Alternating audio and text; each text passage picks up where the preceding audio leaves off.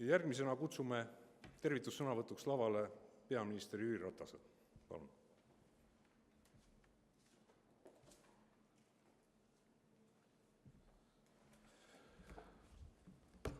Auväärt tööandjad, Tööandjate Keskliit, austatud ettevõtjad, konverentsi esinejad ja külalised, kõigepealt ma soovin tänada Tööandjate Keskliitu tänase konverentsi korraldamise eest, aga loomulikult ma soovin tänada kõiki tööandjaid teie igapäevatöö eest, teie panustamise eest Eesti majandusse, teie panustamise eest sellesse, et tänu teile saavad Eesti inimesed oma igapäeva leiba lauale ja saavad sissetulekut. Aitäh teile selle eest! Kuidas me ehitame ühist tulevikku? Ma alustan tagasipõikega selle aasta jaanuarikuusse ja tutvustan paari motiivi Davosis aset leidnud Maailma Majandusfoorumi aasta koosolekult. See üritus jäi mulle meelde väga paljude ideede rohkustega, sellise pulbitseva energiaga, hoolimata sellest, et lumetorm mattis seda väikelinna päris tõsiselt. Davosis otsiti narratiive, mille abil maailmale paremat, kindlamat tulevikku ehitada. Foorumi juhtmõtteks oli ühise tuleviku loomine mõranenud maailmas. Mõradeks on poliitilise, majandusliku ja sotsiaalse iseloomuga ohud, millest ei saa mööda vaadata. Näiteks oli üheks läbivaks teemaks ebavõrdsus, mis põhjustab pingeid ühiskonnas ja võib ise arengu takistuseks ka kujuneda. Davosis küsiti retooriliselt, kas üleilmastumist tuleb iseenda käest päästma hakata, kuna see on põhjustanud ebavõrdsuse kasvu väga paljudes riikides. Davosi sõnumid on kooskõlas minu arvates ka Eesti sihiga, et saavutada kaasav majanduskasv ning pöörata suuremat tähelepanu sidusama ühiskonna ehitamisel. Soovin rõhutada, et Davosis ei tajutud maailma kildudeks purunenuna. Ma kordan, ei tajutud seda, et maailm on kildudeks purunenud, vaid esialgu veel mõranenud. Mitmed poliitikaliidrid, sealhulgas Saksamaa liidukantsler, Kanada peaminister, Prantsusmaa president, kutsusid üles suuremale riikidevahelisele koostööle ning rohkem üksteisega huvidega arvestamisele. Koostöö pole väärtusruumide erinevuse tõttu lihtne, näiteks arenenud või areneva majandusega riikide hulgas. Lisaks sellele lõhele on nüüd ka arenenud majandusega riikide endi vahel tihti liiga vähe üksteise mõistmist. Edukuse mõõduks on, kui hästi me suudame teha koostööd erinevates väärtusruumides, kui me sinna kuulume. Samuti oli Davosis tunda ka ootusärevust, et 4. tööstusrevolutsioon koputab uksele. Kinnistub usk, et digitaliseerimine mõjutab juba lähiajal väga olulisel määral meie igapäeva toimetamisi. Tehnoloogilisest sprindist tulenevaid muutuseid on esialgu raske ennustada, kuid paljud riigid panustavad üksteise võidu valmisolekusse. Ka nendest muudatustest tuleb kasu lõigata. Tehnoloogiliste muutuste epitsentris olles on otsuste tegemine väga tihti raske. Täpselt nagu sama keeruline on vesipüksi epitsentris leida ohutut kohta. Kuidas olla valmis muutusteks, kui me ei tea muutuste iseloomu, rääkimata võimalikust mõju ulatusest? Kuhu viib Eesti tulevikutee? Ma leian, et meil tuleb olla jätkuvalt avatud. Avatus kõige laiemas mõttes aitab tehnoloogiliselt murrangulistel aegadel paremini ja tublimini hakkama saada. See tähendab avatust uutele ideedele ja mitte nende tapmist juba eos. Uutele ümberkorraldustele avatus tähendab oma vigade tunnistamist ning vajadusel seniste otsuste ümbervaatamist. Avatus uutele tehnoloogiate kasutuselevõtuks ning riski võtmise julgus on samuti tarvilikud.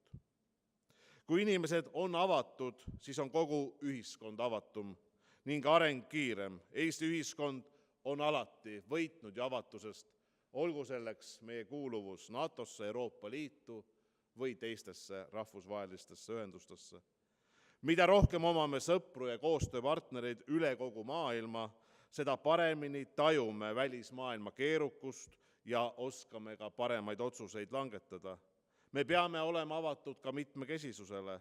Meil on ruumi olla avatum ja sallivam välistöötajatele Eestisse lubamise suhtes, muutes meie rahvastikku mitmekesisemaks ja aidates seeläbi kaasa loomulikult innovatsioonile. Samuti tuleb meil järjest enam harjuda hargmaise eestlaskonnaga, säilitades nendega keelelist, kultuurilist sidet. Väga austatud siinviibijad, Eesti rahvastikust kõneledes teame paraku, et viimastel aastakümnetel on toimunud ulatuslikud demograafilised muutused, rahvaarvu vähenemine, ligi veerand miljoni inimese võrra, tööealiste arvu vähenemine 130 000 inimese võrra, väljaränne, negatiivne iive, eakate osatähtsuse suurenemine. Seniste rahvastikutrendide jätkumine ohustab Eesti majanduslikku konkurentsivõimet ning inimeste heaolu tugevate sotsiaalprogrammide kestlikkust. Samuti raskendab mitmekesise hariduse, teaduse ja kultuuri hoidmist ja selle edasiarendamist. Samas on mul hea meel, et juba 3 viimast aastat Eesti elanikkond statistiliselt ei vähene. Jaanuaris avaldatud Statistikaameti esialgsetel andmetel on meie rahvaarv selle aasta alguses 1 318 705 inimest ehk 3070 elanikku rohkem kui aasta varem. Kahjuks lapsi sündis läinud aastal siiski jätkuvalt vähem, kui inimesi meie seast lahkus. Rahvaarvu tõusu tingis positiivne välisrändesaldo pluss 5030 inimest. Ma ei tea, kas nad on Soomest või mujalt tagasi pöörduvad eestlased või on muist rahvustest spetsialistid ja vajalikud töökäed. Kuid me võime järeldada, et Eesti rahvastiku koosseis muutub ja seda juba viimased 20 aastat. Arvutuste kõrval tuleb meil olla paindlik. Paindlikkus aitab muutuvate olukordadega lihtsamini toime tulla. Suureks ja edukaks kasvamiseks on vaja muutuseid, kuid paraku tuntakse muutuste ees sageli hirmu. See kehtib ühtaegu nii isiksuse kui ka ühiskonna kui terviku tasandil. Kohanemisvõimelisus on eriti oluline olukordades, kus meil puudub võimalus muutuseid suunata. Meie majandus on korduvalt näidanud paindlikkust ja kohanenud väga kiiresti muutuvate oludega. Ning seda omadust tuleb kindlasti säilitada, edasi arendada. Olgu erisuste tegemise paindlikkuse näiteks kas või rahvusvaheliselt merevedude konkurentsivõime parandamine. Milline peaks olema riigi roll tehnoloogiliste muutuste keerises? Meie senised majanduspoliitilised narratiivid on andnud suure kaalu turujõududele. Ma kohtusin hiljuti Eestit külastanud Rahvusvahelise Valuutafondi meeskonnaga, kes andis häid hinnanguid Eesti majandusele ning toetas majanduspoliitilisi otsuseid Eestis. Samas kutsus Rahvusvaheline Valuutafond välissektorit tegema investeeringuid, mis tõstavad tootlikkust ning jätkama innovatsiooni edendavate ning tööjõu pakkumist suurendavate struktuurireformidega.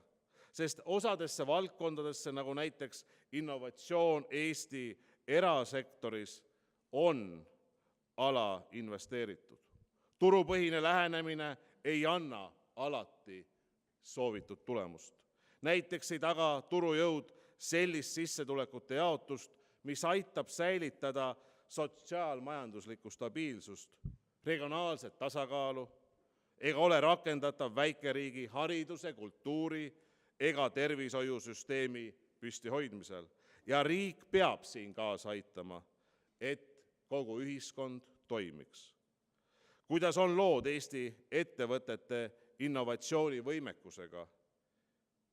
Intrigeeriv on teadmine, et Rahvusvahelise Robootika Föderatsiooni andmetel on Eestis tööstusroboteid tootja kohta ligikaudu 7 korda vähem maailma keskmisest tasemest.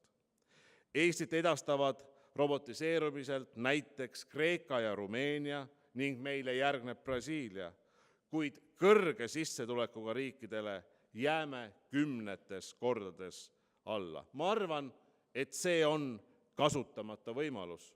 See on võimalus, mida valitsus peaks kindlasti veel tõsisemalt käsitlema ja ma pean silmas ka siin tööstuspoliitika rohelise raamatu rakendamist tuleb veel tõsisemalt adresseerida. Ühiskonna areng sünnib era- ja avaliku sektori koostöös. Paraku tuleb arvestada, et mõlemad osapooled on ebatäiuslikud oma teadmiste ja oskuste pagasiga. Seda on tõdenud ka Nobeli majanduspreemia laureaat. Arengu edenemine tähendab tegutsemiskorraga väga paljudes rinnetes, kuid ennekõike peab majanduspoliitika seadma keskmesse just inimeste huvid. 4. tööstusrevolutsiooni hakul on eriti oluline, et nii era- kui ka avaliku sektor seljad omavahel kokku panevad. Me üritame üksteist aeg-ajalt jõuetuks argumenteerida, väites, et valitsussektor on piirav, loob administratiivseid barjääre, sekkub asjatult ja asjatundmatult. Riigis nähakse liiga vähe konstruktiivset partnerit, kelle tegevusel on kindlasti katalüütiline mõju. Kutsun Eesti ühiskonda üles diskuteerima neil teemadel, kuidas saab riik kaasa aidata innovatsiooni kiirendamisele. Seejuures ei saa lähtekohaks olla üksnes arusaam, et rahalisi vahendeid tuleb suunata kuhugi enam. Lisaks rahalistele vahendite suunamisele tuleb ka asju sageli teistmoodi teha. Majanduse keskmes on inimene, kogukond või rahvas, kelle loovusest ja ettevõtlikkusest sünnib innovatsioon ja luuakse uusi väärtusi. Kui pole rahvast, siis pole ei riiki, maksumaksjat ega majandust. Võib öelda, et rahvuslikku arvukust ja areng on riikluse ja ühiskondliku arengu eeldus. Seega on rahvastikupoliitika alus heale majanduspoliitikale ja nagu ütles endine Ameerika Ühendriikide president Kennedy, parim majanduspoliitika on hea hariduspoliitika. Väga auväärt daamid ja härrad, ma soovin tänasele tuulelohe lennule kõrget lendu, head pärituult, palju innovatiivseid mõtteid, palju jõudu teile täna, aitäh! Aitäh! Võib küll minna, ma ei tea, kuidas see päevaplaan on. Aitäh peaminister heade sõnade eest, tervituse eest. Tutvustan ka, mis me siit kaasa pakime. Et selles kinkepakis on meie hea partnerasutuse Astangu kutserehabilitatsiooni keskuse õpilased valmistanud esinejatele meen, et see on väga oluline asutus, küllap tead. Ja samuti on siin sees raamat Enn Kunila näitust Rõõm linna südames tutvustav raamat, mille pilte saab siis vaadata. Ja siin sees on siis ka rätik, millega ennast saunast tulles saab ära kuivatada. Suur tänu!